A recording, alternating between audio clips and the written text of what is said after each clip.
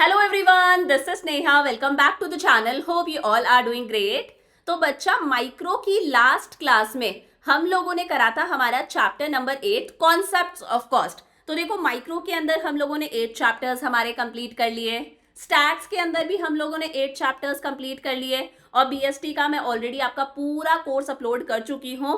तो कुछ भी आपको पढ़ना है चैनल पर हो, इस वीडियो के डिस्क्रिप्शन के अंदर कमेंट्स के अंदर आपको माइक्रो, स्टैट्स और बीएसटी तीनों की डिटेल्ड वन शॉट प्लेलिस्ट का लिंक मिलेगा। प्लीज मेरे कहने पर एक बार चेक जरूर करना। डिटेल्ड वन शॉट लेक्चर्स की प्लेलिस्ट है, it will help you a lot.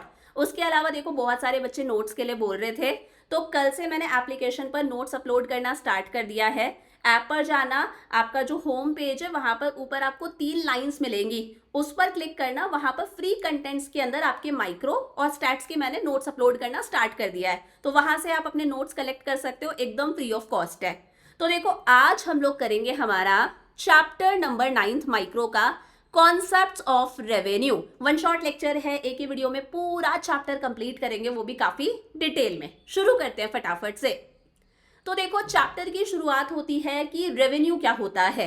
Chapter का नाम है कॉन्सेप्ट ऑफ रेवेन्यू। तो रेवेन्यू क्या होता है, देखो बहुत आराम से समझना। मैंने कहा आपकी एक फैक्ट्री है, आपकी फैक्ट्री के अंदर आप पेन प्रोड्यूस करते हो, पेन बनाते हो। मैंने कहा एक दिन के अंदर आपने 1000 पेन सेल करे। एक दिन के अंदर आपने 1000 पेन सेल करे, तो क्वांटिटी को हम हमेशा क्यू से डिनोट करते हैं। क्वांटिटी कितनी हो गई? 1000। अब एक पेन आपने बेचा, प्राइस है 10 रुपए, नॉर्मल सा पेन है, 10 रुपए प्राइस है। तो कुल मिला के आपके पास में कितना पैसा आएगा? आपके पास में टोटल आएगा 1000 इंटू 10 यानी कि 10,000। ये 10,000 रुपए क्या है? रेवेन्यू है। समझ में आया? जितनी भी क्वांटिटी सेल करके आपके पास में जो पैसा आ रहा है, जो मनी आपको रिसीव हो रहा है, उस पैसे को हम लोग बोलते हैं रेवेन्यू। समझ में आ गया? आपकी फैक्ट्री है पेन बनाने की, आपने एक दिन के अंदर 1000 पेन सेल करे, एक पेन आपने 10 रुपए में बेचा, तो ये जो 10,000 आ रहा है, ये 10,000 क्या है? हमारा रेवेन्यू। समझ में आ गया? Bye selling a commodity, whatever money a firm receives is called its revenue।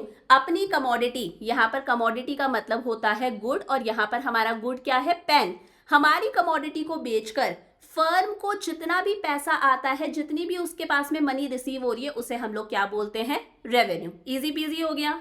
The revenue of a firm is it sale receipts और money receipts from the sale of a product. Writer की definition, product की sale पर जितनी भी money receipts हो रही है, जितनी भी सेल रिसीट्स हो रही है, जितना भी पैसा आ रहा है कुल मिलाकर, उसे हम लोग क्या बोलते हैं? रेवेन्यू। चमक गया अच्छे से? अब बारी आती है कि मैम रेवेन्यू और प्रॉफिट दोनों में क्या डिफरेंस होता है। देखो बहुत आराम से समझना। मैंने कहा 1000 यूनिट सेल करी है, कितने रुपए में बेची? हम लोगों ने एक पेन बेचा है, फर्म ने एक पेन बेचा है 10 रुपए में। तो ये जो 10,000 आ रहा है, इस 10,000 को हम लोग क्या बोलते हैं? रेवेन्यू बोलते हैं। समझ में आ गया? 10,000 रुपए आ रहे हैं।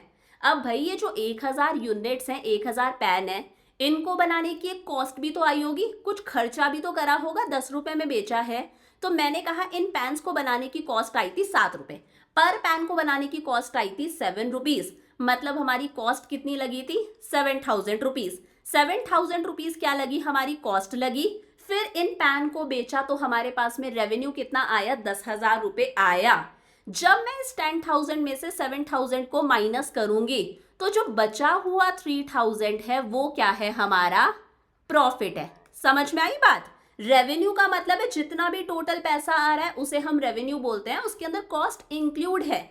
लेकिन जब रेवेन्यू में से हम कॉस्ट को माइनस कर देते हैं, पैन बनाने का कोई खर्चा भी तो हुआ था, तो हमें क्या मिलता है? हमारा प्रॉफिट। समझ में आ गया? तो अगर प्रॉफिट निकालना है तो हम रेवेन्यू में से क्या करेंगे? कॉस्ट माइनस करेंगे। रेवेन्यू कितना है? 10,000। पैन बनाने की कॉस्ट कितनी आई? 7,000। सॉरी, मैंने गलत लगा दिया ना ये कॉमा। पेन बनाने की कॉस्ट कितनी आ रही है हमारे पास में? 7,000। तो ये 3,000 क्या हो गया? हमारा प्रॉफिट। तो प्रॉफिट का फॉर्मूला क्या है? Revenue minus cost. समझ में आ गया? वहीं अगर रेवेन्यू निकालना है हमें, तो हम क्या करेंगे? कॉस्ट और प्रॉफिट्स को प्लस कर देंगे। जैसे पेन बनाने की कॉस्ट कितनी आई? 7,000, प्रॉफिट्स कितने हुए हैं? 3,000। दोनों को प्लस कर दिया तो रेवेन्यू कितना है? कुल मिला के कितनी मनी रिसीट्स हुई हैं? 10,000 की। समझ में आ गया? रेवेन्यू में कॉस्ट इंक्लूड है। जब हम रेवेन्यू में से कॉस्ट को माइनस कर देते हैं तब जाके हमें क्या मिलता है, हमारा प्रॉफिट। अब कॉस्ट तो आप सब जानते हो ना, बिजली पानी का बिल दिया होगा, एम्प्लॉयज को सैलरी दी होगी, अलग अलग तरह की कॉस्ट होती है, रॉ मटेरियल लेकर आए हैं तो सारी कॉस्ट को माइनस कर दो रेवेन्यू में से, हमें क्या मिलेगा, हमारा प्रॉफिट। चमक गया। तो देखो इस चैप्टर में हमें प्रॉफिट्स की बात नहीं करनी, इस चैप्टर में हम सिर्फ और सिर्फ किसकी बात करेंगे, रेवेन्यू की। तो देखो हर चैप्टर की तरह यहां पर भी हमें 3 टर्म समझनी है। मैम कौन कौन सी, टोटल रेवेन्यू जिसे हम किससे डिनोट करते हैं, टीआर से।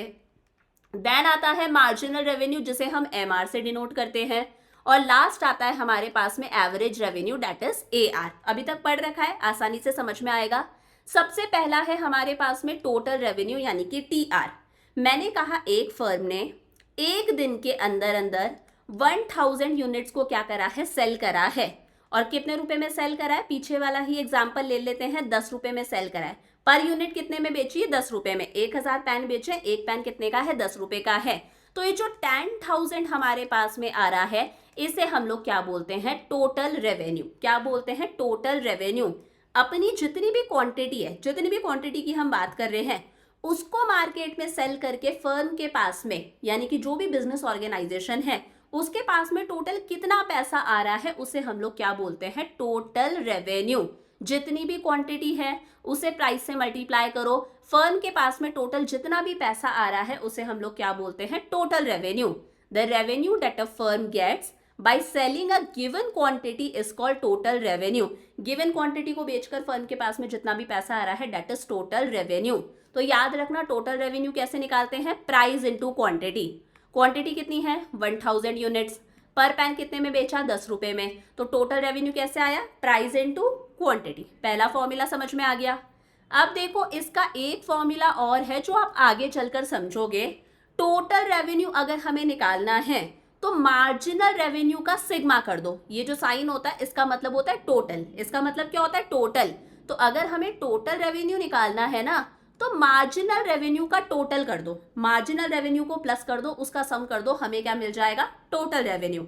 ये हम आगे चलकर देखेंगे। पहला समझ में आ गया, फॉर्मूला याद हो गया। अब सेकेंड आता है हमारे पास में मार्जिनल रेवेन्यू। देखो बहुत आराम से समझना। मैंने कहा फर्म ने 10 यूनिट्स बेची है, ये क्वांटिटी है, 10 यूनिट्स बेची हैं और मान लो प्राइस क्या है, एक यूनिट बेची है फर्म ने 100 रुपए के अंदर। फर्म ने 10 यूनिट्स बेची। मैंने कहा ये एक महंगी वाली चॉकलेट है तो 10 चॉकलेट्स बेची, एक चॉकलेट की प्राइस है 100 रुपए। तो यहाँ पर टोटल रेवेन्यू लिख रही हूँ, टोटल रेवेन्यू कितना आएगा, 1000, इतना ही आएगा।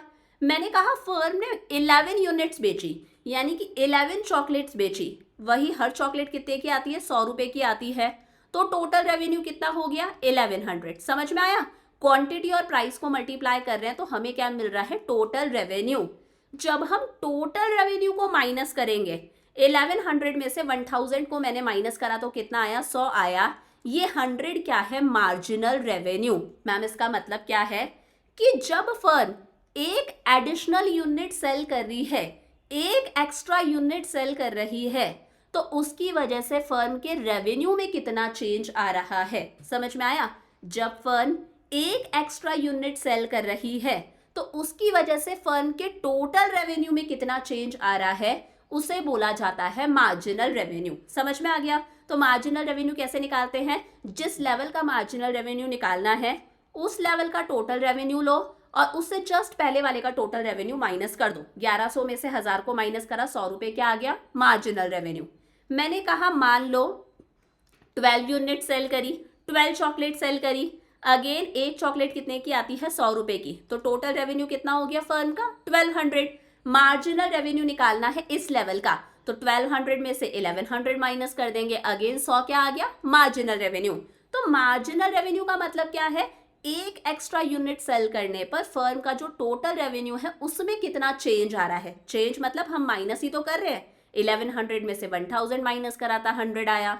1200 में से 1100 माइनस करा, 100 आया। ये क्या है, marginal revenue. So marginal revenue is the change in total revenue. Total revenue में कितना चेंज आया, When an additional unit of a commodity is sold, जब हम एक एक्स्ट्रा यूनिट सेल कर रहे हैं, एक एक्स्ट्रा पेन या चॉकलेट सेल कर रहे हैं, तो हमारे टोटल रेवेन्यू में कितना चेंज आ रहा है। चमका अच्छे से। अब देखो इसका फॉर्मूला क्या है, मार्जिनल रेवेन्यू एन, मतलब जिस भी लेवल का आपको मार्जिनल रेवेन्यू निकालना है। मैंने कहा आपको थर्ड लेवल का मार्जिनल रेवेन्यू निकालना है, तो मैंने कहा मार्जिनल रेवेन्यू निकालना है थर्ड लेवल का, ठीक है, थर्ड वाले का। तो टोटल रेवेन्यू ले लो थर्ड वाले का, TRN, टोटल रेवेन्यू ले लो थर्ड वाले का, उसमें से माइनस कर दो टोटल रेवेन्यू N-1। इसका मतलब है टोटल रेवेन्यू N क्या था, थर्ड वाला -1।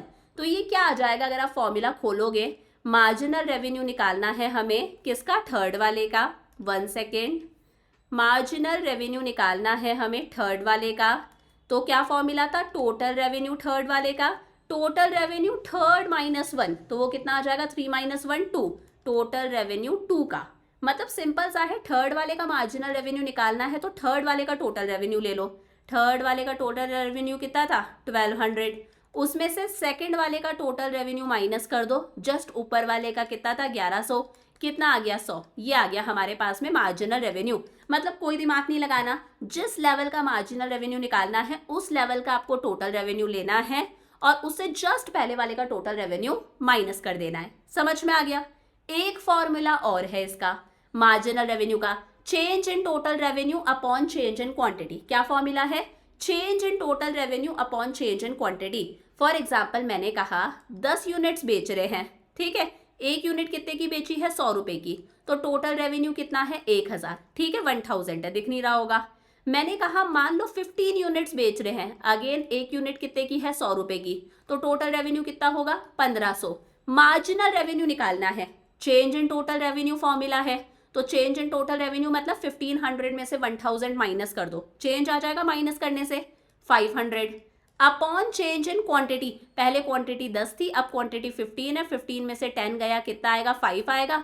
अगेन अगर आप काटोगे तो कितना आ रहा है, 100 आ रहा है ना, सेम आ रहा है। देखो मार्जिनल रेवेन्यू, तो कोई भी फॉर्मूला यूज कर सकते हो, जिस लेवल का MR निकालना है उस लेवल का TR लेकर जस्ट पहले वाले का TR माइनस कर दो, पहला फॉर्मूला। दूसरा फॉर्मूला है change in total revenue upon change in quantity. Change कैसे निकालते हैं, बाद वाले में से पहले वाले को माइनस करके। चमका अच्छे से। लास्ट आता है हमारे पास में average revenue. Ma'am average revenue क्या होता है, देखो जो भी टोटल रेवेन्यू है हमारा, उसको जब हम क्वांटिटी से डिवाइड कर देते हैं तो हमें पता चल जाता है कि पर पैन कितने में बेचा है ना, पर पैन का रेवेन्यू कितना है, पर चॉकलेट कितने में बेची। फॉर एग्जाम्पल मैंने कहा यहाँ पर हमारे पास में टोटल रेवेन्यू कितना था, 1200 था, कितना था, 1200 था, अपॉन क्वांटिटी कितनी थी, क्वांटिटी थी हमारे पास में 12 चॉकलेट्स, 12 से डिवाइड कर दिया, तो जब हम काटेंगे तो कितना आ रहा है, 100 आ रहा है। इसका मतलब पर चॉकलेट या फिर पर पैन हम लोगों ने कितने में बेचा है, 100 रुपए के अंदर, और वो हमें दिख भी रहा है कि पर चॉकलेट कितने में बेची है, 100 रुपए के अंदर। समझ में आ गया। तो एवरेज रेवेन्यू को ही हम प्राइस भी बोल सकते हैं ना। एवरेज रेवेन्यू कैसे निकाला हम लोगों ने, टोटल रेवेन्यू को क्वांटिटी से डिवाइड करके। जब हम टोटल रेवेन्यू को क्वांटिटी से डिवाइड कर रहे हैं तो हमें यही पता चल रहा है ना कि पर पैन या फिर पर चॉकलेट को कितने में बेचा है, और वही क्या है, उस चीज की प्राइस है। तो एवरेज रेवेन्यू और प्राइस दोनों चीजें क्या होती है, सेम होती है। तो average revenue refers to revenue per unit of output. Total revenue को आउटपुट से डिवाइड कर दो, हमें पर यूनिट का रेवेन्यू पता चल जाएगा। It is the same as price of the commodity. ये सबसे इंपॉर्टेंट बात है, एवरेज रेवेन्यू और हमारी कमोडिटी की प्राइस हमेशा इक्वल होती है। समझ में आ गई बात। तो एवरेज रेवेन्यू का फॉर्मूला है टोटल रेवेन्यू अपॉन क्वांटिटी। चमक गया अच्छे से, क्लियर है। 3 फॉर्मूलाज मैंने आपको बताए। टोटल रेवेन्यू कैसे निकलता है, प्राइस इनटू क्वांटिटी। इसी प्राइस को हम चाहें तो अभी हम लोगों ने देख लिया एवरेज रेवेन्यू भी बोल सकते हैं। एक फॉर्मूला है, अगर TR निकालना है तो MR का टोटल कर दो। वो मैं यहाँ पर अगर करके बताना चाहूँ, मुझे मान लो TR निकालना है, ये थर्ड वाला, ये 1200 मुझे निकालना है, ये 1200 अगर मुझे निकालना है तो कुल मिला के जितना भी MR है ना 12 यूनिट्स का, उसे हम प्लस कर देंगे। ये आगे चलकर समझ में आ जाएगा। मार्जिनल रेवेन्यू का formula TRN minus TRN minus 1। दूसरा फॉर्मूला है change in TR upon change in quantity. और एवरेज रेवेन्यू का फॉर्मूला हो गया TR अपॉन क्वांटिटी। चमक गया अच्छे से। अब देखो हमारे पास में अलग अलग 2 सिचुएशंस आती है। पहली situation, when AR is constant. AR का मतलब क्या है, मैंने बताया था AR को ही हम लोग क्या बोलते हैं, प्राइस। प्राइस क्या है, कांस्टेंट है। मैम इसका मतलब क्या है, देखो क्या होता है, मैंने कहा ये एक मार्केट है, ये क्या है, एक मार्केट है। मार्केट, मार्केट बोल लो, इंडस्ट्री भी आप बोल सकते हो, इंडस्ट्री भी आप बोल सकते हो। इसका मतलब इस मार्केट के अंदर बहुत सारी फर्म्स होंगी, बहुत सारे बिजनेस ऑर्गेनाइजेशंस होंगे, बहुत सारे यहाँ पर दुकानदार हैं, तो इसे आप इकट्ठा मार्केट भी बोल सकते हो, इंडस्ट्री भी बोल सकते हो। इसके अंदर हमारे पास में बहुत सारी फर्म्स हैं, बहुत सारी फर्म्स हैं। तो पहली बात तो लार्ज नंबर ऑफ सेलर्स हैं, बहुत सारे सेलर्स हैं, ये सब कौन है, सेलर्स हैं, तो लार्ज नंबर ऑफ सेलर्स है। और कस्टमर्स भी बहुत सारे आते हैं, तो लार्ज नंबर ऑफ बायर्स भी होते हैं। समझ में आया? तो there are large number of buyers and sellers, buyers भी बहुत सारे हैं, सेलर्स भी बहुत सारे हैं, और इन सारे के सारे सेलर्स को इकट्ठा हम लोग बोलते हैं मार्केट या फिर इंडस्ट्री। तो देखो AR इज कांस्टेंट, अभी मैं समझा रही हूँ, इसे हम परफेक्ट कंपटीशन बोलते हैं, मैं क्लियर कर रही हूँ। अब ये जितने भी सेलर्स है ना, इन सबका जो प्रोडक्ट है, इन सबका जो पेन है, जो चॉकलेट है, जो भी प्रोडक्ट है, वो एकदम सेम टू सेम होगा, एकदम same to same, same size, same colour, same features, एकदम सेम होगा। तो homogeneous product is sold. Homogeneous मतलब ये जितने भी सेलर्स है, ये एकदम सेम तरह का प्रोडक्ट बेचेंगे। होमोजीनियस मतलब एकदम सेम। समझ में आया? अब यहाँ पर प्रोडक्ट को कितने में बेचना है, वो जो चीज है वो मार्केट डिसाइड करता है, यानी कि कलेक्टिवली डिसाइड करा जाता है कि प्रोडक्ट को कितने में बेचना है। प्रोडक्ट को 10 रुपए में बेचना है, ये डिसाइड हो गया। तो सारे के सारे फर्म्स को, यानी कि सारे के सारे सेलर्स को अपने प्रोडक्ट को 10 रुपए में ही बेचना पड़ेगा। कितने में बेचना पड़ेगा? 10 रुपए में ही बेचना पड़ेगा। यानी कि जो प्राइस है वो कलेक्टिवली इकट्ठा डिसाइड होती है, मार्केट इंडस्ट्री डिसाइड करता है। इंडिविजुअल फर्म अपनी प्राइस डिसाइड नहीं करती। ऐसा नहीं है कि अगर मार्केट ने बोल दिया प्रोडक्ट को 10 में बेचना है, तो इंडिविजुअल फर्म उसको 8 में बेच रही है या 12 में बेच रही है। फर्म्स जो है वो प्राइस टेकर होते हैं, फर्म्स प्राइस लेते हैं। It takes market price, market जो है वो प्राइस डिसाइड करता है, फर्म्स को वही प्राइस अपनानी पड़ती है। तो यहाँ पर प्राइस फिक्स होती है, यानी कि जो मार्केट प्राइस है वही एवरेज रेवेन्यू है। प्राइस यहाँ पर फिक्स है और प्राइस को ही हम लोग क्या बोलते हैं? Average revenue. पीछे देखा था, कभी भी कोई नई फर्म मार्केट में एंटर कर सकती है, कोई भी यहाँ पर आकर अपना बिजनेस चला सकता है, और कोई फर्म चाहे तो मार्केट से एग्जिट भी ले सकती है, वो मार्केट को छोड़कर भी जा सकती है अगर उसे जमे नहीं। तो फ्रीडम है फ्री एंट्री की, कोई भी एंटर कर सकता है और एग्जिट भी कर सकता है मार्केट को। इससे हम लोग बोलते हैं परफेक्ट कंपटीशन। परफेक्ट कंपटीशन मतलब लार्ज नंबर ऑफ बायर्स हैं, बहुत सारे सेलर्स होते हैं, सारे के सारे सेलर्स होमोजीनियस प्रोडक्ट, एकदम सेम प्रोडक्ट बना रहे हैं, सेम प्रोडक्ट बेच रहे हैं। मार्केट जो है वो प्राइस डिसाइड करता है, फर्म को वही प्राइस अपनानी पड़ती है। फर्म प्राइस टेकर है, प्राइस मेकर नहीं है। जो मार्केट ने प्राइस डिसाइड कर ली, उसी प्राइस पर उन्हें अपना प्रोडक्ट बेचना पड़ेगा। फ्रीडम है एंट्री की भी और एग्जिट की भी। This is perfect competition. तो यहाँ पर हमारी जो प्राइस है ना, वो प्राइस क्या रहती है? कांस्टेंट रहती है। 10 है तो 10 ही रहेगी। AR क्या रहता है? कांस्टेंट रहता है। कोई भी फर्म अपने प्रोडक्ट को ज्यादा में, 12 में, 13 में भी नहीं बेच सकती और कम में भी नहीं बेचेगी। मान लो ये फर्म A है, ये अपने प्रोडक्ट को 10 की बजाय 12 में बेच रही है, तो ऑब्वियस सी बात है, इतने सारे बायर्स हैं, उन्हें पता है सबके पास में सेम सामान मिल रहा है, तो वो दूसरे कस्टमर से खरीद लेंगे। A को लॉस ही होगा। समझ में आया? और एक कम में भी नहीं बेच सकता, वो देखेगा दूसरे लोग ही 10 में बेच रहे हैं तो मैं भी 10 में बेचूंगा। वो इतना अफोर्ड नहीं कर सकता कि सस्ते में बेचे, तो सब सेम प्राइस पर सेल करते हैं। चमक गया अच्छे से? अब देखो यहाँ पर किस तरह से सारी सिचुएशन होती है। मैंने कहा ये आउटपुट है, यानी कि क्वांटिटी है, यूनिट्स है। नंबर ऑफ पेन ले लो, नंबर ऑफ चॉकलेट ले लो। मैंने कहा 1 pen, 2 pen, 3 pen, 4 pen, 5 pen. यहाँ पर प्राइस है, प्राइस को ही हम एवरेज रेवेन्यू भी बोलते हैं, हम लोगों ने पीछे देख लिया था। दुकानदार बोलता है 1 पेन खरीदना है, 1 पेन खरीदना है आपको, मैं पेन लगाऊंगा आपको 10 रुपए का। कितने का लगाऊंगा? 10 रुपए का। 2 पेन खरीदना है, मेरी तरफ से 2 खरीदो चाहे 10 खरीदो, मैं तो आपको पर पेन 10 रुपए का ही बेचूंगा। मतलब 1 लोगे तो भी मैं 10 में बेचूंगा, 2 पेन लोगे तो भी मैं पर पेन आपको 10 में ही बेचूंगा। मतलब टोटल कितना पैसा आएगा? 2 × 10 20। पर पेन की प्राइस सेम है, वो पर पेन की प्राइस चेंज नहीं कर सकता। 3 पेन लेने हैं, कोई बात नहीं, 30 रुपए देना, पर पेन मैं तो 10 का ही बेचूंगा। 4 पेन लेने हैं, मैं भी पर पेन 10 का ही बेचूंगा। 5 पेन लेने हैं, अभी भी मैं पर पेन आपको 10 का ही बेचूंगा। तो यहाँ पर ये जो प्राइस है, ये प्राइस क्या रहती है? एवरेज रेवेन्यू कांस्टेंट रहता है। चाहे आप 1 यूनिट खरीदो, चाहे 100 यूनिट खरीदो, चाहे आप 1000 यूनिट खरीदो, जो शॉपकीपर है, जो सेलर है, वो बोलेगा मैं तो पर यूनिट की प्राइस सेम ही रखूंगा। नॉर्मली ऐसा होता है ना कि मान लो 1 लेना है, चलो 10 रुपए का है, 2 खरीदने हैं, चलो 9 9 का लगा देंगे, 3 खरीदने हैं, चलो 8-8 रुपये लगा देंगे, 8 3 24 हो गया। चलो 4 खरीदने, हम 7-7 रुपये का लगा देंगे। ऐसा ही होता है ना, जितना ज़्यादा हम परचेज करते हैं पर यूनिट की प्राइस कम हो जाती है, लेकिन यहाँ पर आप कितना भी खरीदो पर यूनिट की प्राइस सेम रहेगी। समझ में आ गया। फिर हमें टोटल रेवेन्यू निकालना है। अब देखो, एक मैंने आपको एवरेज रेवेन्यू का फॉर्मूला बताया था, टोटल रेवेन्यू अपॉन क्वांटिटी। समझ में आया। मैंने कहा यहाँ कुछ नहीं है तो 1 है। अगर मैं चाहूँ इसी फॉर्मूला से टोटल रेवेन्यू का फॉर्मूला भी बना सकती हूँ। Total revenue into 1 total revenue is equal to average revenue into quantity. समझ में आया।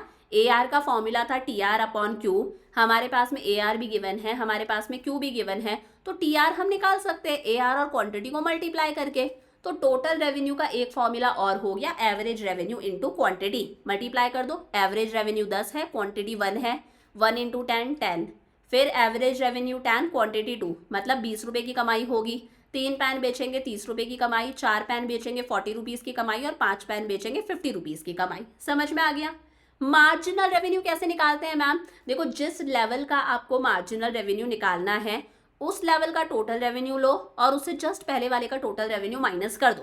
जैसे इस लेवल का निकालना है तो टोटल रेवेन्यू 10 है, 10 से ऊपर कुछ नहीं है ना, कुछ नहीं है तो 0 है, तो कितना आया मार्जिनल रेवेन्यू? 10 आया।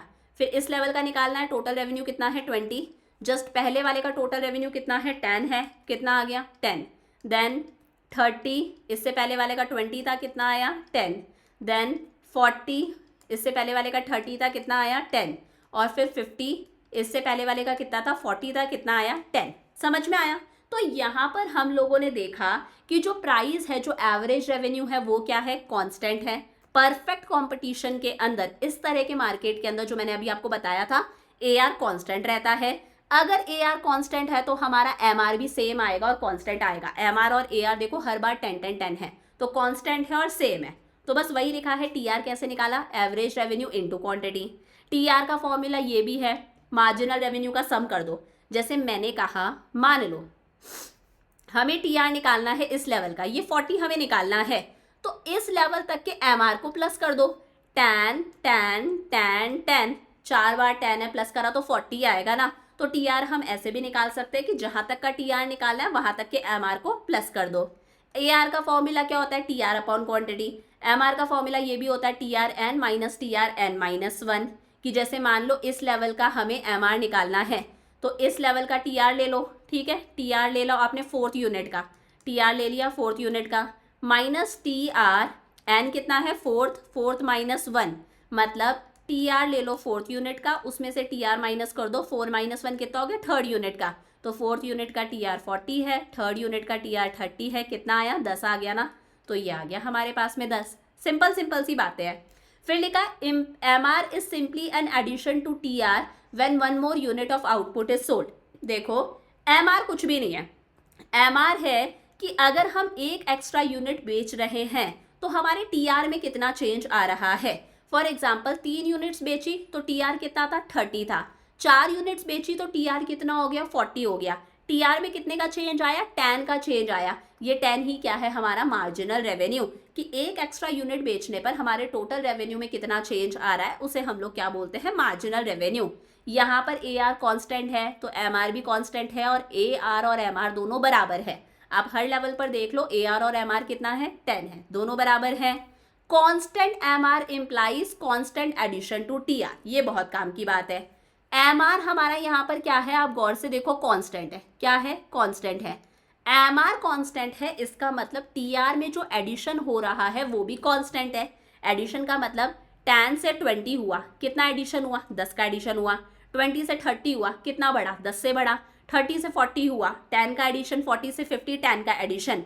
मतलब जब आप डिफरेंस निकाल रहे हो, 20 में से 10 गया, 10 आया। 30 में से 20 गया, 10 आया।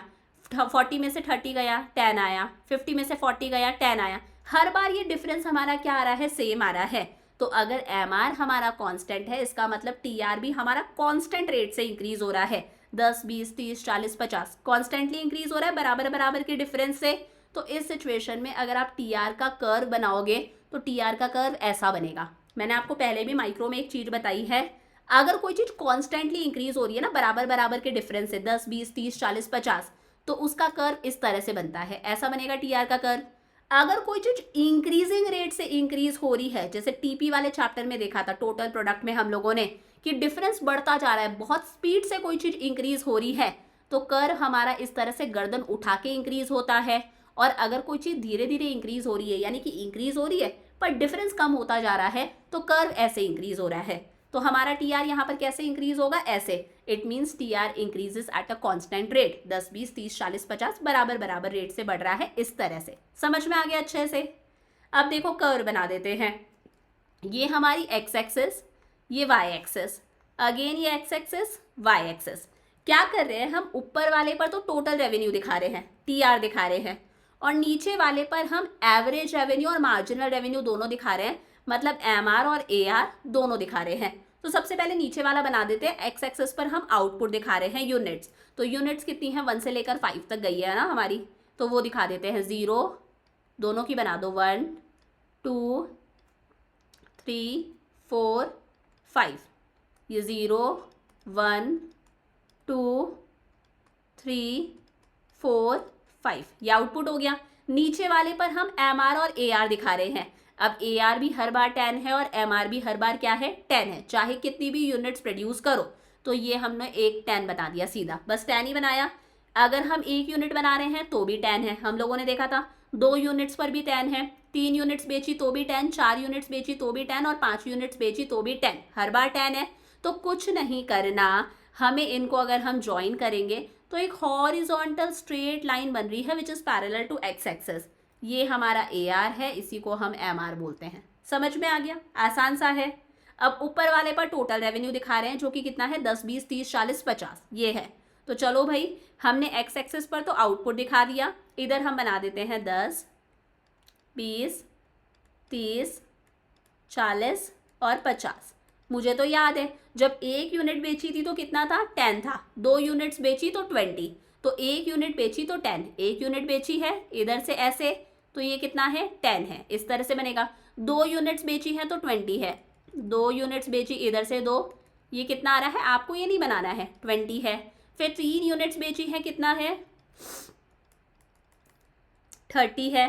4 यूनिट्स पे है 40 और 5 यूनिट्स पर है ये 50, तो ये हमारा बन गया टोटल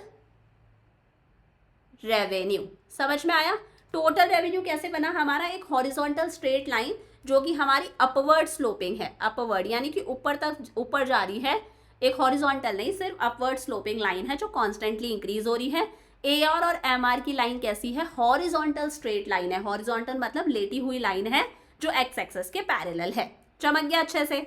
ऑब्जर्वेशन क्या है, under perfect competition M R is also constant, अभी हम लोगों ने देखा ही था।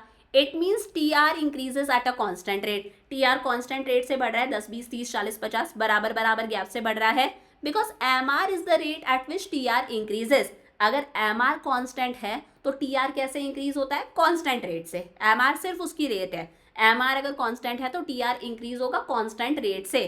टी आर एक स्ट्रेट लाइन है स्लोपिंग अपवर्ड जो ऊपर की तरफ जा रही है, अभी हम लोगों ने देखा था ओरिजिन से स्टार्ट होती हुई, इसी तरह से बनाया।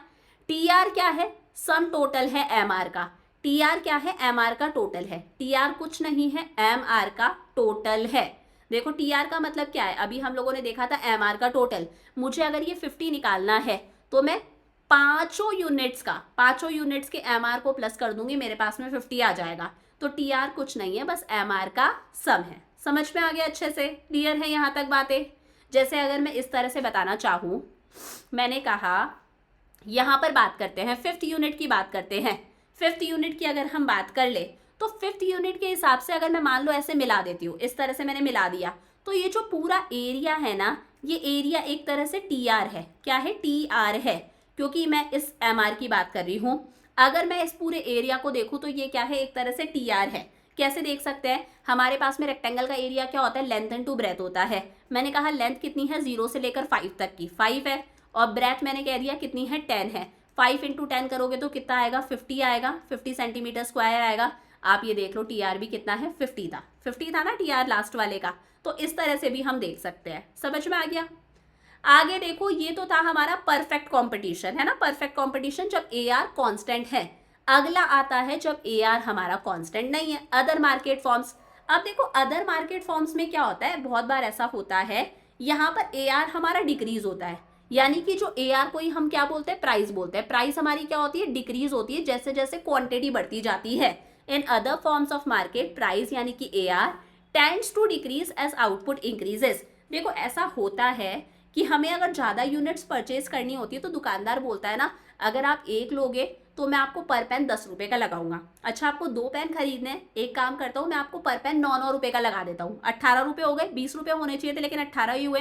फिर बोलता है अगर 3 पेन खरीदने हैं, चलो पर पेन आपको 7 रुपीज़ का लगा दूंगा, आप तो मेरे रिश्तेदार हो, रेगुलर कस्टमर हो। 4 लेने हैं, पर पेन आपको 6 रुपये का लगा दूंगा। ऐसा होता है जैसे जैसे आउटपुट बढ़ता जा रहा है पर पेन पर चॉकलेट की प्राइस कम होती जाती है। ए आर कॉन्स्टेंट नहीं है। जैसे मैंने बोला यूनिट्स है 1 2 3 4 5 6। अब देखो एक चॉकलेट लेनी है मान लो, तो एक चॉकलेट दुकानदार दे रहा है 4 रुपए की। समझ में आया, ये प्राइस है यानी कि एवरेज रेवेन्यू।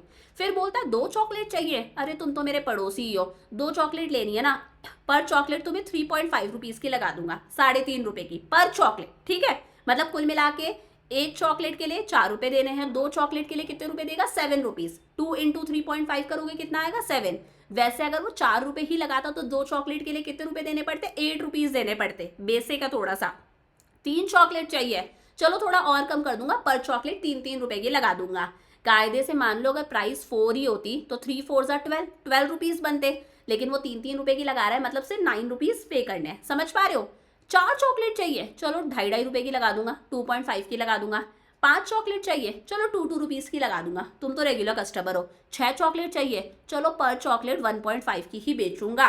मतलब जैसे जैसे क्वांटिटी बढ़ती जा रही है प्राइस कम होती जा रही है। एक चॉकलेट बेचेगा 4 की, 2 बेचेगा 3.5 पर चॉकलेट, 3 बेचेगा 3 रुपीज़ में, 4 बेचेगा 2.5। इस तरह से टोटल रेवेन्यू कैसे निकालते हैं, एवरेज रेवेन्यू को क्वांटिटी से मल्टीप्लाई करके, मतलब प्राइस को क्वांटिटी से मल्टीप्लाई करके, कुल मिला के प्राइस को ही एवरेज रेवेन्यू भी बोलते हैं ना, प्राइस को क्वांटिटी से मल्टीप्लाई कर दो। तो 1 इंटू 4 4, 2 इंटू 3.5 7, 3 3 9, 4 इंटू 2.5 आएगा 10, 5 2 10 और 6 इंटू 1.5 कितना आएगा हमारे पास में 9। समझ में आ गई बात। अब मार्जिनल रेवेन्यू निकालना है। कैसे निकालते हैं, जिस लेवल का निकालना है उससे जस्ट पहले वाले का टी आर माइनस कर दो। 4 से पहले कुछ नहीं था तो 0 था, 4 माइनस 0 4 ही आ रहा है।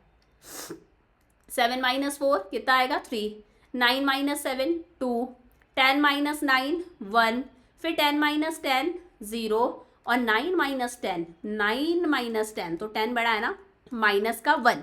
मतलब यहाँ पर कुछ ना कुछ लोचा हो गया। क्या लोचा हो गया, देखो हमारा एवरेज रेवेन्यू यानी कि प्राइस कंटिन्यू डिक्रीज होती जा रही है, दिख गया हमें भी।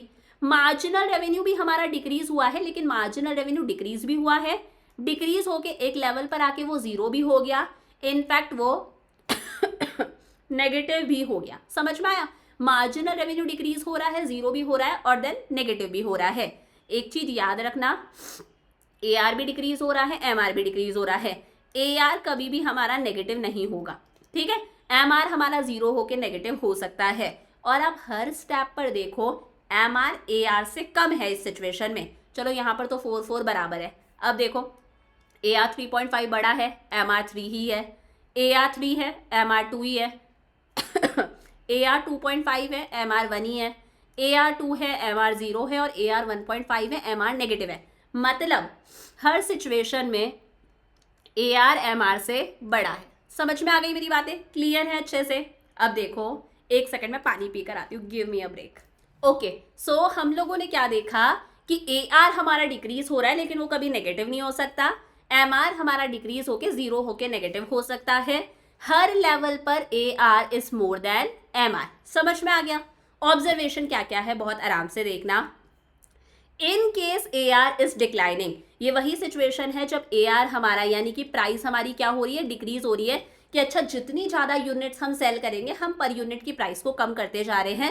M R is also declining, हम लोगों ने देख लिया ए आर डिक्रीज हो रहा है तो हमारा एम आर भी क्या हो रहा है, डिक्रीज हो रहा है। M R declines faster than A R, so A R is more than M R. ये अभी मैंने बताया था, हर लेवल पर एम आर ए आर से कम है। ए आर 3.5, एम आर सिर्फ 3 है, ए आर 3 है, एम आर 2 है, ए आर 2.5 है, एम आर 1 है। हर लेवल पर एम आर ए आर से कम है, एम आर और स्पीड से डिक्रीज हो रहा है। और देखो इको में जो जितना ज़्यादा कम होता है कर्व उसका उतना ही नीचे बनता है। तो अभी कर्व में भी समझ में आएगा ए आर एम आर से बड़ा है। When M R is declining, M R हमारा डिक्रीज हो रहा है, इसका मतलब टी आर के अंदर एडिशन कम हो रहा है। देखो टी आर के अंदर एडिशन का मतलब है 7 में से 4 गया कितना आ रहा है 3, 9 में से 7 गया कितना आ रहा है 2, 10 में से 9 गया 1, 10 में से 10 गया 0 और 9 में से 10 गया -1। यानी कि जो टी आर में एडिशन हो रहा है, बेशक हमारा टी आर इंक्रीज हो रहा है, 4 से 7 हुआ, 7 से 9 हुआ, 9 से 10 हुआ, बेशक हमारा टी आर इंक्रीज हो रहा है लेकिन डिफरेंस कम होता जा रहा है ना। पहले 3 से इंक्रीज हुआ था, 4 से 7 हुआ, 5 6 7, 3 से इंक्रीज हुआ, देन 7 से 9 हुआ, सिर्फ 2 से इंक्रीज हुआ 8 9, देन 9 से 10 हुआ, सिर्फ एक ही डिफरेंस से इंक्रीज हुआ।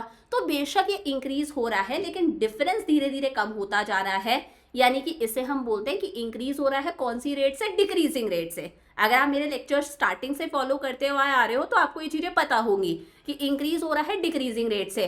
तो एम आर डिक्रीज हो रहा है, इसका मतलब there is less and less addition to T R, so T R is increasing at a decreasing rate. T R बेशक हमारा इंक्रीज हो रहा है लेकिन वो जो डिफरेंस है वो डिफरेंस धीरे धीरे कम होता जा रहा है, तो T R is increasing at a decreasing rate. M R can be zero और नेगेटिव, एम आर हम लोगों ने देखा जीरो और नेगेटिव हो सकता है लास्ट के अंदर, लेकिन ए आर कभी भी हमारा नेगेटिव नहीं होगा, ए आर हमारा सिर्फ डिक्रीज हो रहा है। T R stops increasing when M R is zero. देखो अभी तक टी आर इंक्रीज हो रहा था, 4 से 7 हुआ, देन 9 हुआ, देन 10 ही है। जब हमारा एम आर जीरो हो गया ना, उसके बाद में टी आर अब हमारा इंक्रीज नहीं हो रहा, टी आर ने डिक्रीज होना स्टार्ट कर दिया, वो 10 से 9 हो गया। समझ में आया? जैसे ही एम आर हमारा जीरो होगा उस लेवल पर टी आर अपनी पीक पर है, टी आर मैक्सिमम है। आप देख लो ये टी आर के सारे नंबर्स हैं, टी आर अपनी पीक पर है जब एम आर जीरो है। जैसे ही एम आर जीरो होगा और नेगेटिव होगा तो टी आर हमारा क्या होने लग जाएगा, 10 से 9 यानी कि डिक्रीज होने लग जाएगा। T R starts decreasing when M R is negative. जैसे ही एम आर हमारा नेगेटिव हुआ टी आर हमारा क्या होने लग गया, डिक्रीज होने लग गया। समझ में आ गया? एक बार दोबारा मैं बताना चाहूँ तो बता दूं, अगर ए आर डिक्रीज हो रहा है तो एम आर भी डिक्रीज हो रहा है, एम आर ए आर से ज्यादा स्पीड से डिक्रीज हो रहा है, A R is always more than M R. हमारा एम आर जीरो और नेगेटिव हो सकता है लेकिन ए आर हमारा नेगेटिव नहीं होगा। हमारा एम आर डिक्रीज हो रहा है, इसका मतलब है टी आर इंक्रीज तो हो रहा है लेकिन कौन सी रेट से इंक्रीज हो रहा है, डिक्रीजिंग रेट से। जब एम आर जीरो है तब टी आर हमारा क्या है, अपनी पीक पर है और अभी तक ये इंक्रीज हो रहा है। जैसे ही एम आर नेगेटिव होगा टी आर हमारा क्या होने लग जाएगा, डिक्रीज होने लग जाएगा। चमक गया अच्छे से? अब देखो इसका हम कर्व किस तरह से बनाते हैं, तो यहाँ पर हमें प्लॉट करने की जरूरत नहीं है, बहुत ज्यादा कॉम्प्लिकेटेड हो जाएगा, सिंपल आप बना सकते हो। X axis, Y axis, X axis, Y axis, ऊपर वाले पे वही हम हमारा टी आर दिखा रहे हैं, नीचे वाले पर एम आर और ए आर दिखा रहे हैं। सबसे पहले मैं बना रही हूँ एम आर, तो देखो एम आर गौर से देखो, एम आर डिक्रीज हो रहा है 4 3 2 1 0 और देन नेगेटिव। तो देखो हमें पता है इसका कर्व हम इस तरह से बना सकते हैं। कैसे बना सकते हैं? ऐसे बना सकते हैं। समझ में आया कि ये हमारा एम आर है, पहले ये डिक्रीज हुआ। इको में अगर कोई भी कर्व नीचे की तरफ जाता है मतलब वो चीज क्या हो रही है, डिक्रीज हो रही है। देन यहाँ पर एम आर हमारा क्या हो चुका है, जीरो हो चुका है और फिर इस लाइन से नीचे आ गया, इसका मतलब एम आर क्या है, हमारा नेगेटिव है। समझ में आया? एम आर हमारा डिक्रीज हो रहा है, देन एम आर हमारा एक्स एक्सिस को टच कर रहा है, इसका मतलब वो क्या हो गया, जीरो हो गया और उसके नीचे आ गया, इसका मतलब वो क्या है, नेगेटिव है। समझ में आया? जब तक एम आर हमारा जीरो है तब तक टी आर हमारा क्या हुआ है, इंक्रीज हुआ है, लेकिन कौन सी रेट से इंक्रीज हुआ है, डिक्रीजिंग रेट से। तो इसके लिए हम रेफरेंस के लिए एक लाइन बना देते हैं इस तरह से, ताकि हम रिलेशन शो कर सके। ये हम लोगों ने रेफरेंस के लिए एक लाइन बना दी रिलेशन शो करने के लिए। जब तक हमारा एम आर डिक्रीज हो रहा है टी आर इंक्रीज तो होगा, लेकिन कौन सी रेट से इंक्रीज होगा, डिक्रीजिंग रेट से। मैंने पहले भी बताया था इको में अगर कोई चीज कॉन्स्टेंटली इंक्रीज होती है तो कर्व इस तरह से बनता है, कोई चीज इंक्रीजिंग रेट से इंक्रीज होती है तो कर्व गर्दन ऊपर उठा के इंक्रीज होता है, और कोई चीज डिक्रीजिंग रेट से इंक्रीज होती है तो कर्व जो है वो गर्दन झुकाकर इंक्रीज होता है। तो देखो यहाँ पर हमारा एम आर डिक्रीज हो रहा है तो टी आर इंक्रीज तो हो रहा है, लेकिन कैसे, गर्दन झुकाकर, डिक्रीजिंग रेट से। समझ में आया? ये टी आर की क्या है, पीक है। क्या है, पीक है। जैसे ही एम आर हमारा नेगेटिव हुआ हमारा टी आर क्या होने लग जाएगा, डिक्रीज होने लग जाएगा। ये हमारा टी आर का कर्व हो गया। समझ में आया? एम आर डिक्रीज हो रहा है, देन जीरो हुआ, देन नेगेटिव हुआ।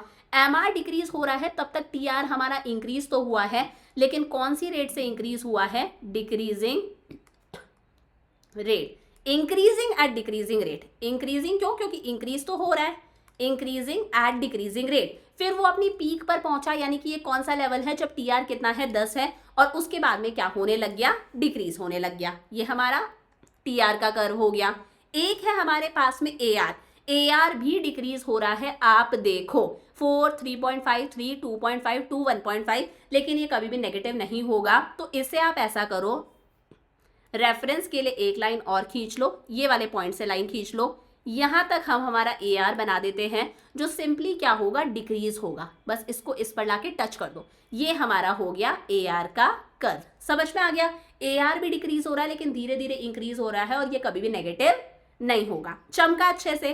अब देखो यहाँ पर रिलेशंस है हमारे पास में दो, जो आपसे एग्जाम में पूछे जा सकते हैं। आपकी बुक के अंदर कुछ एक्स्ट्रा इन्फॉर्मेशन में ये गिवन है, TR और MR का रिलेशन। अभी हम लोगों ने देखा था when TR is increasing at a constant rate, मान लो TR constant rate से इंक्रीज हो रहा है, जिसे परफेक्ट कंपटीशन के अंदर हम लोगों ने देखा था, उस सिचुएशन में हमारा MR कैसा था? कांस्टेंट था। समझ में आया? when TR is increasing at a diminishing rate, अभी पीछे वाले के अंदर हमारा TR इंक्रीज हो रहा था डिमिनिशिंग रेट से, उस सिचुएशन में हमारा MR क्या हो रहा था? MR was decreasing। वही लिखा है MR should be decreasing। when TR is maximum, जब TR maximum है तब MR क्या है? हमारा 0 है। आप देख लो, TR maximum है, इस सिचुएशन में MR क्या था? हमारा 0 था, और जैसे ही हमारा MR नेगेटिव होता है, TR हमारा डिमिनिश यानी कि डिक्रीज होने लग जाता है। MR नेगेटिव हुआ हमारा, यहाँ पर लिख देती हूँ, तो TR हमारा क्या होने लग गया है? डिक्रीज होने लग गया है। समझ में आ गई बातें? एक रिलेशन है हमारा AR और MR के बीच में, वो आप नीचे वालों को देखकर समझ सकते हो कि अगर MR डिक्रीज हो रहा है तो AR भी डिक्रीज हो रहा है, लेकिन MR और ज्यादा स्पीड से इंक्रीज हो रहा है। AR वाला कर्व MR वाले से ऊपर है ना, तो AR is always more then MR। ये मैंने आपको पहले भी बताया, दोनों डिक्रीज हो रहे हैं, लेकिन MR स्पीड से डिक्रीज हो रहा है। AR is more then MR, वही लिखा है when AR is decreasing, MR should be decreasing faster than AR. Thus, downward sloping MR curve is below the downward sloping AR curve. ये जो हम लोगों ने कर्व्स बनाए हैं ना, MR वाला कर्व नीचे है, AR वाला कर्व हमारा ऊपर है। MR is less than AR, ठीक है? अगर AR कांस्टेंट है, जो हम लोगों ने परफेक्ट कंपटीशन के अंदर देखा था, तो उसके अंदर हम लोगों ने AR और MR का कर्व इसी तरह से बनाया था।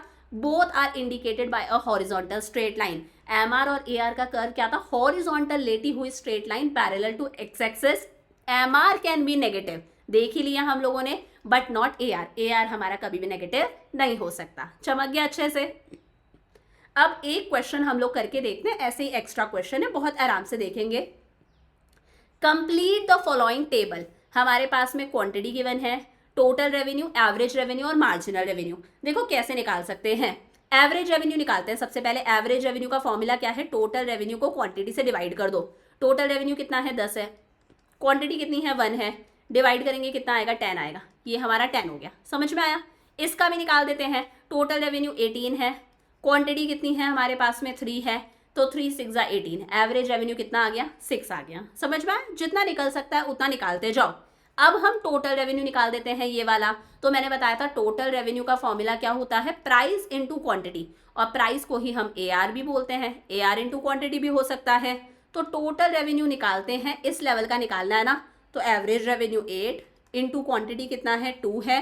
कितना आ जाएगा? 8 2 16 आ गया। ठीक है, समझ में आया? अब देखो आगे हमें निकालना है MR। MR बहुत आसानी से निकाल सकते हैं। MR कैसे निकालते हैं? ये 10 है, यहाँ पर 10 में से ऊपर कुछ नहीं था तो 0 था, ये 10 आ गया।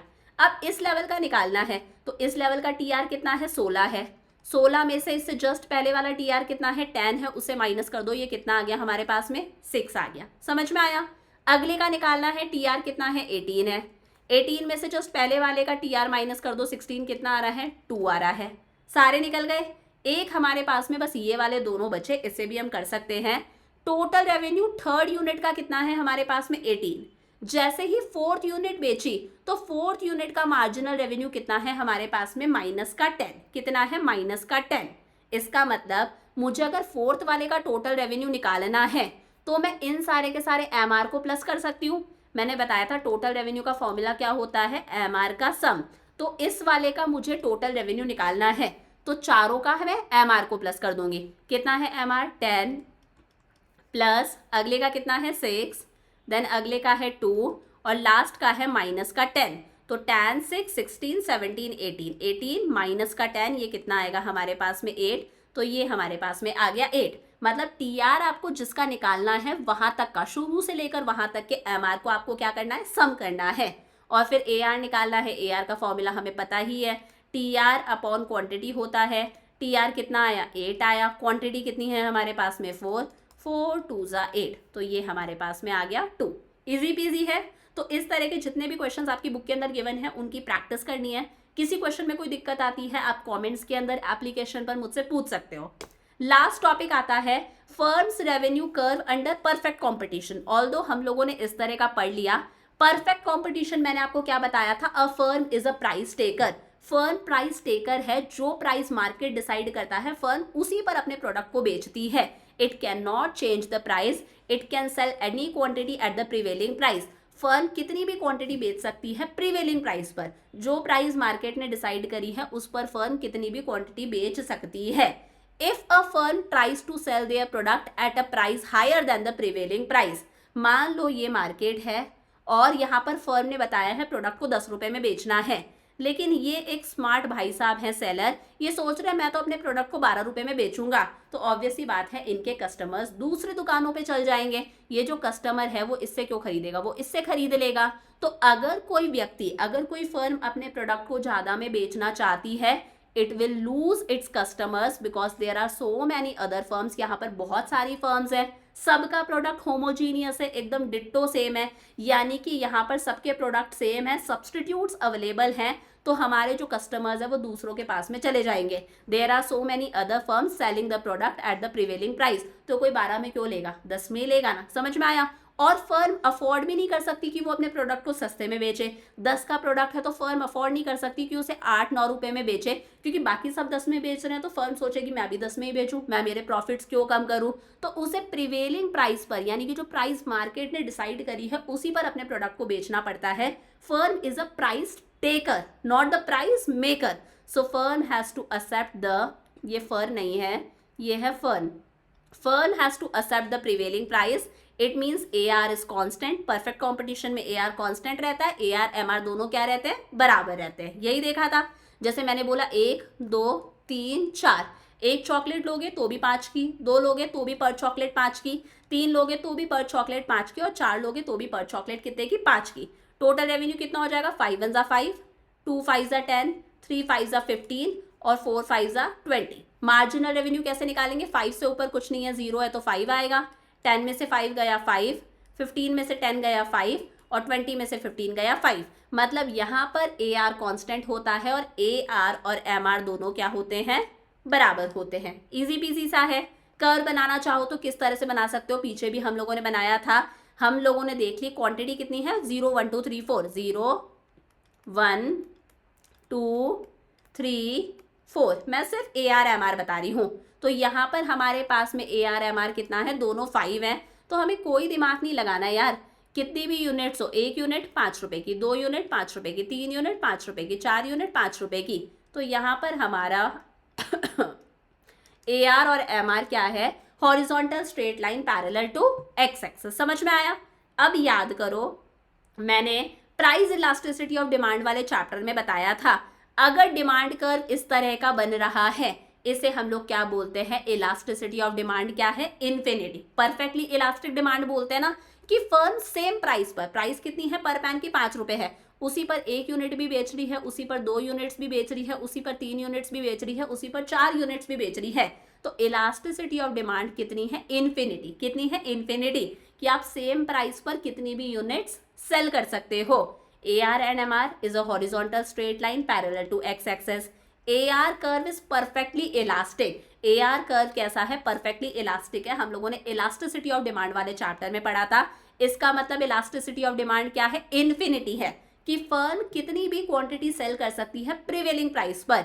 It can sell any quantity at the prevailing price and no quantity if it raises the price. और अगर प्राइस में हल्का सा भी चेंज आया, फर्म ने प्राइस को 5 रुपए से 6 रुपए भी कर दिए, सारे के सारे कस्टमर्स दूसरी फर्म्स के पास में चले जाएंगे, क्योंकि सबके प्रोडक्ट्स क्या है, होमोजीनियस है, सेम टू सेम है, क्लोज सब्सटीट्यूट्स अवेलेबल है। तो वही लिखा है नो क्वांटिटी, अगर फर्म ने प्राइस को चेंज करा तो वो जीरो क्वांटिटी बेचेगी, कोई क्वांटिटी नहीं बेच पाएगी, बिकॉज यहाँ पर बहुत सारे सब्सटीट्यूट्स अवेलेबल है, कस्टमर्स दूसरों पर शिफ्ट कर जाएंगे। तो याद रखना यहाँ पर जो फर्म का डिमांड कर्व है वो कैसा है, परफेक्टली इलास्टिक, यानी कि इक्वल टू इन्फिनिटी। चमक गया, चैप्टर कंप्लीट हो गया। एक लास्ट क्वेश्चन करके मैं समझा देती हूँ, जैसे पिछले वाले जैसा ही क्वेश्चन है, एवरेज रेवेन्यू निकालना है, फॉर्मूला क्या होगा, टी आर अपॉन क्वांटिटी, तो 20/1 कितना आएगा, 20 आएगा। देन इसका भी निकाल दो, टी आर 56 है, 56/4, 56/4, 4 1 जा 4, 4 4 जा 16, कितना आ गया, 14 आ गया। अब हमें निकालना है टी आर, टी आर कैसे निकलता है, ए आर इंटू क्वांटिटी, मतलब प्राइस इंटू क्वांटिटी, तो 18 इंटू 2 36 हो गया। उसके बाद में अभी हम नहीं निकाल सकते, अब आगे बढ़ते हैं। देखो एम आर की बात करते हैं, एम आर कैसे निकालते हैं, जिस लेवल का निकालना है उस लेवल के टी आर में से जस्ट पहले वाले का टी आर माइनस कर दो, 20 में से 0 जाएगा, 20 ही आएगा। समझ में आया, इसका निकालना है 36 में से 20 गया, तो 36 में से 20 गया, 16 आ गया। अगला हमारे पास में गिवन है 12, तो देखो 2 यूनिट्स बेची तो टोटल रेवेन्यू कितना आ रहा है, 36, और थर्ड यूनिट का एडिशनल रेवेन्यू है हमारे पास में 12। तो अगर मैं 36 में 12 को प्लस कर देती हूँ, अगर मैंने 36 में 12 को प्लस कर दिया तो ये 48 क्या है, हमारा टोटल रेवेन्यू है। मतलब 2 यूनिट्स का टोटल रेवेन्यू 36 है, थर्ड यूनिट का एडिशनल रेवेन्यू गिवन है। मार्जिनल रेवेन्यू का मतलब ही क्या होता है, एडिशनल रेवेन्यू, ये जो है ये सिर्फ और सिर्फ थर्ड यूनिट का रेवेन्यू है। तो अगर मैंने 36 में 12 को प्लस कर दिया तो 3 यूनिट्स का टोटल रेवेन्यू मुझे पता चल गया। समझ में आ गया। फिर इसका एमआर निकालना है, कैसे निकालेंगे, 56 में से 48 को माइनस कर दो, तो ये हो जाएगा हमारे पास में 8। समझ में आया। अब हमारे पास में 4 यूनिट्स का कितना दे रखा है टोटल रेवेन्यू, 56, और हमारे पास में 5th यूनिट का एडिशनल रेवेन्यू गिवन है। तो 56 में 4 को प्लस कर दिया, ये 60 आ गया हमारे पास में टोटल रेवेन्यू। और फिर 5 यूनिट्स का टोटल रेवेन्यू 60 है, 6th यूनिट का एडिशनल रेवेन्यू 0 ही है, 60 में 0 प्लस करेंगे कितना आएगा, 60 ही आएगा। समझ में आया। मतलब टोटल रेवेन्यू कैसे निकाल रहे हैं हम, जैसे हमारे पास में 2 यूनिट्स का गिवन था, थर्ड का हमारे पास में मार्जिनल रेवेन्यू गिवन है, तो उसे टीआर में प्लस कर दिया, जिगजैग में प्लस करते जाओ। समझ में आ गया। तो ये हमारे पास में टोटल रेवेन्यू गिवन है, ये हमारे पास में मार्जिनल रेवेन्यू गिवन है। अब हम एवरेज रेवेन्यू निकाल सकते हैं, कैसे, टोटल रेवेन्यू को क्वांटिटी से डिवाइड करके, 48/3, 3 1 जा 3, 6 जा 18, 16 आ गया। इसका निकालते हैं 60 को 5 से डिवाइड करके, तो ये आएगा 5 1 जा 5, 5 2 जा 10, 12, और लास्ट है 60 को 6 से डिवाइड करके, ये हमारे पास में आएगा 10। चमका अच्छे से। तो इसी के साथ में हम लोगों ने ये पूरा चैप्टर हमारा कंप्लीट कर लिया। काफ़ी कुछ था इसमें पढ़ने के लिए, ऑल्दो छोटा सा चैप्टर था लेकिन समझने वाली चीज़ें बहुत ज़्यादा थी। तो देखो रेवेन्यू देख लिया, प्रॉफिट और रेवेन्यू में क्या डिफरेंस है कि अगर रेवेन्यू में से हम कॉस्ट को माइनस कर देते हैं हमें क्या मिलता है, प्रॉफिट। टोटल रेवेन्यू का फॉर्मूला प्राइस इंटू क्वांटिटी, यानी कि average revenue into quantity. Marginal revenue का फॉर्मूला है TRN माइनस TRN माइनस 1। जिस लेवल का मार्जिनल रेवेन्यू निकालना है उस लेवल के TR में से जस्ट ऊपर वाले के TR को माइनस कर दो। टोटल रेवेन्यू का फॉर्मूला है, एवरेज रेवेन्यू का फॉर्मूला है total revenue upon quantity. Perfect competition के अंदर यहाँ पर फर्म प्राइस टेकर होती है, सेम प्राइस पर अपने प्रोडक्ट को बेचना पड़ता है, तो AR कांस्टेंट रहता है। चाहे 1 यूनिट बेचो, चाहे 10 यूनिट बेचो, चाहे 1000 यूनिट बेचो, पर यूनिट की प्राइस यहाँ पर कांस्टेंट रहती है। तो यहाँ पर AR MR का कर्व कैसा बनेगा, horizontal straight line parallel to X axis, और TR का कर्व कैसे बनेगा, अपवर्ड स्लोपिंग कर्व है जो ओरिजिन से स्टार्ट हो रहा है। वहीं जब AR कांस्टेंट नहीं है तो जैसे जैसे क्वांटिटी बढ़ती जाती है प्राइस हमारी क्या होती जाती है, डिक्रीज होती जाती है। AR भी डिक्रीज हो रहा है तो MR भी डिक्रीज होगा, लेकिन MR और स्पीड से डिक्रीज होगा। सो AR is always more then MR।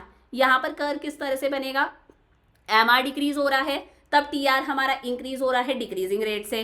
MR 0 है तो TR अपना मैक्सिमम है, और जैसे ही MR नेगेटिव हुआ TR हमारा डिक्रीज होने लग गया, और AR भी हमारा क्या हो रहा है, डिक्रीज हो रहा है, लेकिन ये नेगेटिव नहीं होगा। उसके बाद में 2 रिलेशंस हम लोगों ने देखे, ये मैंने बता दिया। परफेक्ट कंपटीशन के अंदर फर्म का जो डिमांड कर्व है वो क्या है, परफेक्टली इलास्टिक डिमांड कर्व है, यानी कि इक्वल टू इन्फिनिटी, कि फर्म एक प्रिवेलिंग प्राइस पर कितनी भी यूनिट सेल कर सकती है, और अगर प्राइस में हल्का सा भी चेंज करा तो क्वांटिटी हो सकता है फर्म जो क्वांटिटी सेल कर रही है वो जीरो भी हो जाए, क्योंकि सारे कस्टमर्स दूसरों के पास में शिफ्ट कर जाएंगे। समझ में आ गया? यहाँ तक हम लोगों ने अब हमारी माइक्रो के 9 चैप्टर्स कंप्लीट कर लिए। लेक्चर कैसा लगा प्लीज़ मुझे कमेंट्स के अंदर बताना। थोड़ा सा हो सकता है आवाज़ का इशू हो क्योंकि मेरा गला खराब है, बट बहुत सारे बच्चे रिक्वेस्ट कर रहे थे कि मैम आगे के चैप्टर्स करा दो, सो आई थॉट करा देना चाहिए। अगर लेक्चर अच्छा लगा अपने फ्रेंड्स के साथ में ज़रूर शेयर करना, it will give me a lot of motivation. I will see you in next class. Lots of love, bye bye.